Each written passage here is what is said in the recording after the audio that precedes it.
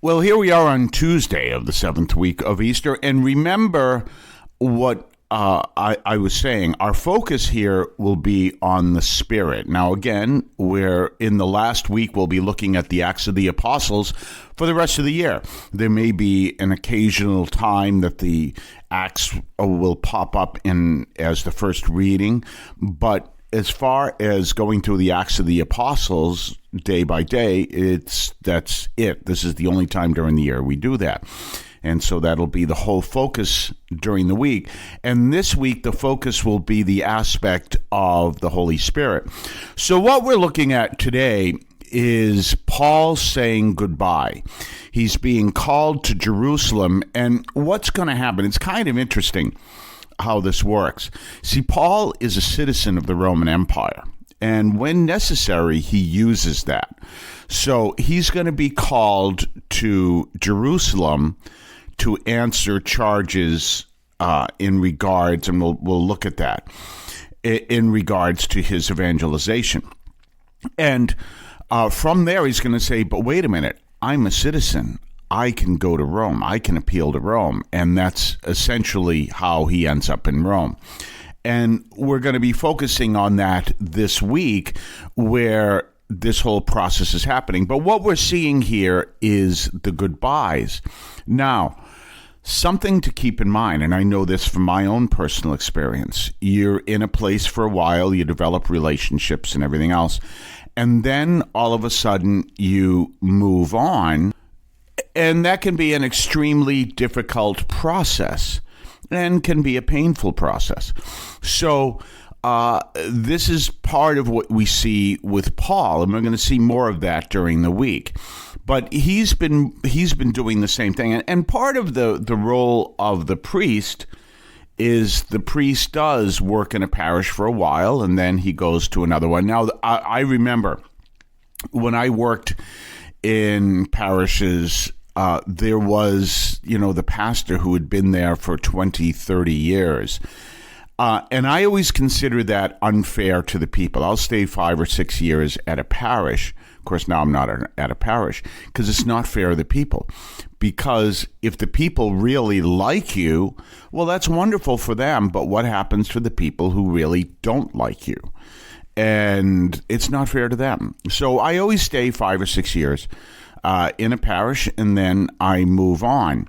Unless something happens where the cardinal says, well, we need you someplace else. And that happened to me, I guess, I don't know how many parishes ago. Let me see. No, I guess that was my penultimate parish. I was maybe a year or two up in Lowell, Massachusetts, and then I was the parochial vicar up there, and then I was like the temporary administrator because the pastor got moved to a parish, and he went from Lowell, he went to East Boston, and so while they were waiting for a new pastor come in, and they had no one who could speak Portuguese who was available for a parish in Alston. And so they called me up and they said, would you like to go to, no, they didn't put it that way. They said, the cardinal wants you in Alston. Okay. I guess I'm going to Alston because they needed someone who spoke Portuguese. And so I ended up at Alston. That was my last parish. And I was there for a while, really enjoyed it. And then I ended up in hospital ministry, which I greatly enjoy, but I still miss Alston quite a bit. And remember, if you've been with the podcast for a long time, then you know that we used to have a radio show, and then once I left Alston, we stopped the radio show. So that's that whole experience. That's part of religious life, and one of the things that we see is that Jesus says that. Remember, he says foxes have dens and birds have nests, but the Son of Man has nowhere to lay his head. Well, part of the ministry that I'm in is you move from place to place. So here is Paul going through that, and you can see it's a painful experience. But what is he saying? He's also, again, the focus of this week, trusting the Holy Spirit. And the Holy Spirit needs him to go someplace. And so this whole process, now, of course, what's happening from the earthly perspective is he's being called to Jerusalem because, again, as I said, he's been evangelizing, and now they're saying, we want this to stop, so he's being called to Jerusalem. And he says, I don't know, but I know all of this is in the Holy Spirit, and that's our focus. This is one of the things I think that is a real issue in our church, that there is a whole aspect of the church, and you can spot it a mile away. I'll talk about that in a second, that has lost a sense of being led by the Holy Spirit. And how can you spot it? It's focused on rules. There it is. It's focused on rules. And that is, if anyone teaches you the whole focus of turning from sin, then they don't have a connection from the Holy Spirit. Now, what do I say all the time? But we're supposed to turn from sin. Yes, but that's not the end-all and be-all of our existence as people of faith. It's not about avoiding sin. As a matter of fact, the commandments are to love God and neighbor. So it's about deepening our prayer life so that all of that affects what we do. You see that? All of that affects. That's why I focus on prayer. Because if you focus on prayer, you will turn from sin. And not only that, you will turn from all those things that lead you away from God, not just the listed sins. Do you understand? And this is the issue. You want to be focused on the Lord. You want to be focused on doing His will, and you do that by being people of prayer. So, if you want to be a good Catholic parent, don't focus on not sinning. Focus on seeking, first of all, developing a time of prayer. And secondly, maybe 20 minutes a day. That's what at the time, Father Timothy Dolan used to say on Vatican Radio when he was the rector of the North American College in Rome. Of course, now he's retired as Cardinal Dolan, but that's what he used to say, 20 minutes. Well, of course, for a layperson, that's a lot of time. For a priest, it's a small amount of time. We should do a lot more than that. But have a specific time. Make sure that you are in prayer. Obviously, if you are married, you may need individual time, but you also need time of prayer together. Now, that might be a devotional prayer or something like that, or the two of you, husband and wife, can have a prayer time where both of you sit in the chapel that you may have created at home, or as oftentimes I do, is sit before a live streaming of the Eucharist, exposition of the Eucharist. You can do that together and silently be people of prayer as best you can in a house with a lot of children. You know how that goes. But you see what I'm saying. But that prayer aspect is important because you want to be led by the Spirit, as we see in today's reading. And we see that there is great sadness that he has to go, but he's doing what he has to do. And there's great prayer related in that, where Paul is submitting to the will of God through the Holy Spirit, and they want to, we're going to actually see that more tomorrow. They want to be people of prayer. Now, what you see is Paul's attitude has come to the next, this whole time that I'm walking into will be extremely difficult, but my focus, is Paul saying, my focus is on being united with Christ. So my whole focus is not on saving my life here, it's on being united with Christ. So this is what he does. And he's getting ready to say goodbye. We're going to see more of that tomorrow. But we see that. And what is the focus? Following the ways of the Holy Spirit. And as we know, the Holy Spirit, as we saw with Jesus, what happened after Jesus was baptized? Where did he go? The Holy Spirit, it says right there. It's not that he ended up in the desert. The Holy Spirit led him into the desert to be tempted by the devil. Don't be surprised if you find yourself being led to difficult situations. And I've been down these paths myself, difficult situations, and know that, and bring it to your prayer. Where is God in all this? If I'm in this situation, I didn't make this myself. How did this happen? You figure it out. For example, here I am in Boston, very tough place to serve during the time that I have served and continue serving. Very tough place to be. I could have gone to the seminary and been ordained for the Archdiocese of Los Angeles had I stayed out in LA. So I look at that and say, well, here the Lord sent me here for whatever reason, and here I am. And we look at that and we see, but we know behind all this, not only is the Spirit there, but the Spirit is guiding and protecting and leading and all that stuff. And this is what Paul is looking at.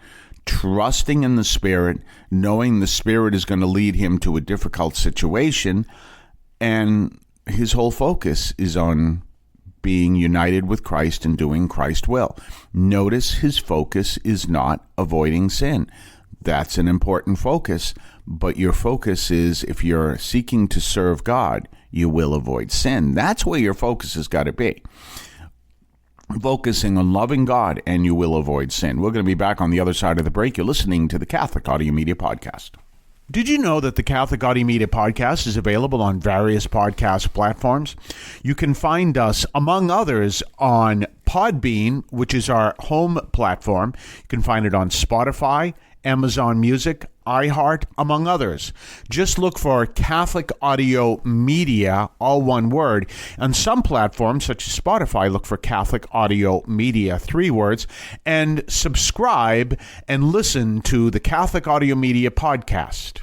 Don't forget to subscribe to us on Patreon, patreon.com/Catholic Audio Media, patreon.com/Catholic Audio Media. Check us out. Check what we have to offer, previews of upcoming podcasts, previews of upcoming columns over at catholicaudiomedia.substack.com, your ability to comment, make suggestions, even make suggestions in upcoming programs.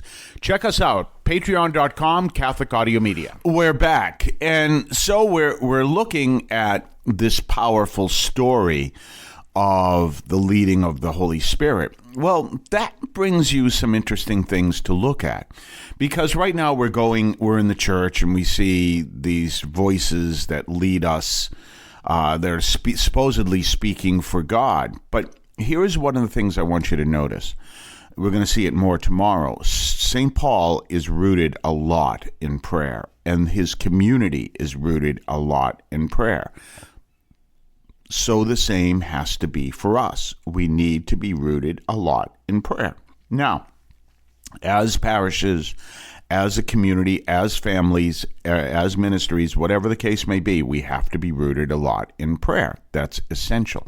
But as people of prayer, we realize that part of our mission is discernment.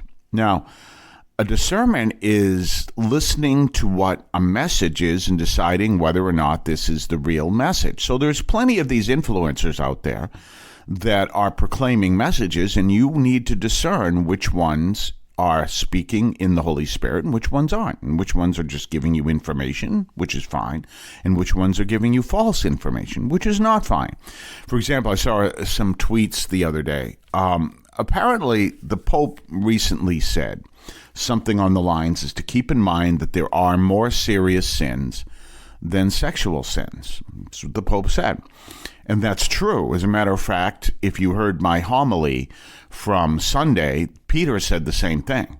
He obviously not those words, but and Paul does that too. They list a bunch of sins, and maybe a couple are the sexual sins, and they're more general, in a general term, sexual immorality. Well, obviously that covers a lot. So, but they will list all the other sins. Now Sunday, if you listen to the second reading, and if you understand what was said there, A lot of priests, it was part of my homily too, a lot of priests do not like the New American Bible Revised Edition translation. There are certain things that are just translated in a way we don't like. I won't say they're translated wrong or poorly or whatever, we just don't like them. And so I sometimes will go to the Clementine Vulgate, which was written in the 16th century. And it was authorized by Pope Clement VIII, I believe. Pope Clement, I think it was Pope Clement VIII. So I'll go back to that because it was authorized in Latin. So I'll go back, well, what is the Latin here? Granted, the Bible was not originally written in Latin, but we're looking at like an official church translation. And as you go back to this Latin, you recognize that Peter was very specific of the sins. So he talked about adultery, okay? But then he specifically mentioned things like covetousness and also, what's the other sin? Calumny. Well, how often are people speaking calumny in Catholic circles on social media? Yet Paul specifically mentioned that as one of the sins when you go to the Clementine Vulgate. So you recognize these things, that these are essential elements of understanding that, yes, there are sexual sins, but they aren't the exclusive nature of sin. And that's what the Bible actually teaches. And you've got to know that. But you'll have people who will misquote Pope Leo and emphasize sexual sins over all other kinds of sins. Well, that means they can misquote Pope Leo, say things that are wrong without thinking, without caring, rather, because their focus, this is a problem. I think it was Fulton Sheen said, as long as they didn't commit a sexual sin, they didn't commit any sins. Well, that's lying. That's lying. And if you retweet this person, then you're participating in his lies. So part of the Spirit working in our lives is also to help us to discern and say, I'm thinking of putting together like an advertising campaign, so, kind of taking one of those and saying, if this is, the kind of message you like to listen to, and it's one of these messages that's completely wrong, but people listen to it because they listen to this guy who I would never recommend, say, then my podcast is not for you, which is true. So, absolutely lying. This is not something Pope Leo said, and getting people to turn away from the Pope. Well, if he's getting the people to turn away from the Pope, who is he trying to get people to turn towards? Himself. He's trying to make himself Pope. If you think about it, not literally officially Pope, but don't listen to the Pope, listen to me. Well, what does that mean?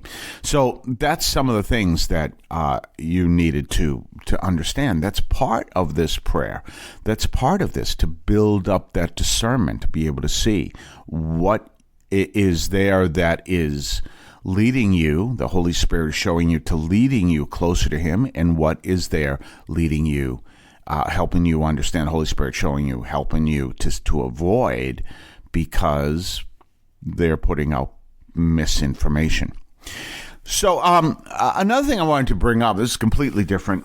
If you've seen our logo, and if you've heard my rap thing at the end, well, I have someone who creates that for me. And people ask, we really like this. People make comments, we really like this, or this is something I like, this is something, the whole bit. Well, I just want to let you know, the person who does that is extremely talented. He's extremely gifted. He is also homeless. Yes, indeed. And he's always calling me up. I'm doing my best to keep a positive mindset. It's a long story. Homeless people are things go wrong and they're homeless and whatever, but he's also homeless because I don't make money on this podcast, and I don't have the money to basically pay people, and so this is not a money-making operation. And he comes from a very difficult background. He's had very difficult experiences in his life, And so he's never had the opportunities that other people have. So that's what he does. If you'd ever want to get in contact with him, he does, he tries, even though he's homeless, he tries to run a business, which obviously is not doing well. If you want to find him, you could find him through Heart in Hands. Let me make sure I have this. HeartInHandsCreativeCollection.com. Go down to the section that says About Us, and it'll give you an email to contact him. And, it's interesting because in the hospital, I dealt with a man who came into the chapel, and he's just was made homeless. He didn't know what to do. And as a matter of fact, during this, I got a code blue. Code blue means someone's dying, actively dying, and it's an all hands on deck. So I said, look, I have to go. Got a code blue. And, but I was talking to him a little, and then I saw him some more, and we talked a bit. And he says, I don't know where to go, the whole bit. And I gave him some ideas. But then afterwards, I called, the person who does this. And I said, I wanted to talk to you. Maybe I could do some suggestions. You had some suggestions. I said, I know what you do, and the whole bit. He says, yeah. And I said, like, one of the things I think of is there is a coffee shop. It's a chain of coffee shops. We're in New England. You can probably guess which one it is. Chain of coffee shops I could recommend. He says, and then he started naming all the places that he goes to, big chains that, he can sit there and no one's going to know. He said, look, if you want to call me, you have something like you want to call me, I'd be happy to help people out who are in the same situation I am. So if you want to contact him, HeartInHandsCreativeCollection.com. And, there's go down to About Us. There's a position there that tells you a thing there that tells you how to contact him. And you can do that, and if you want to help him out, if you want to hire him, whatever the case may be, that would really help him a lot. Heart in Hands Creative Collection. Heart in Hands Creative Collection.com. Anyway, we're going to take a quick break, and I will be back right after this. You can now leave a message for us, which we can air and discuss on this program. Just call 617-297-7452. That's 617-297-7452. 617-297-7452. Feel free to call, leave a comment, a question, or even feedback, and we may play it on the air. I can discuss your comment or question as well, so give that a try. 617-297-7452, 617-297-7452. Don't forget to subscribe to us on Patreon, patreon.com/Catholic Audio Media, patreon.com/Catholic Audio Media. Check us out. Check what we have to offer, previews of upcoming podcasts, previews of upcoming columns over at catholicaudiomedia.substack.com, your ability to comment, make suggestions, even make suggestions in upcoming programs.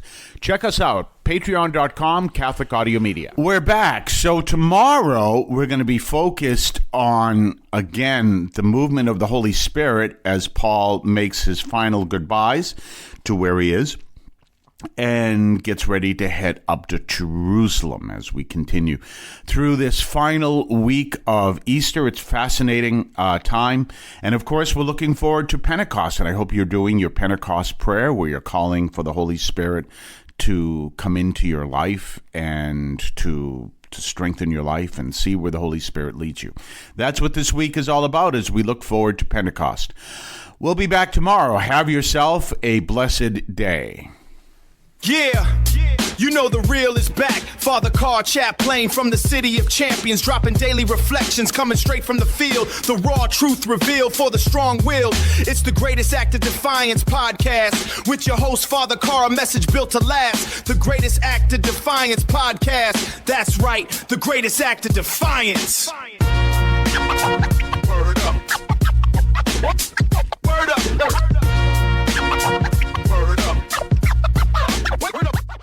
The Catholic teaching in this podcast is reflected and presented as accurately as possible. The opinions expressed are those of the participants and do not necessarily reflect those of the Archdiocese of Boston or any other institution.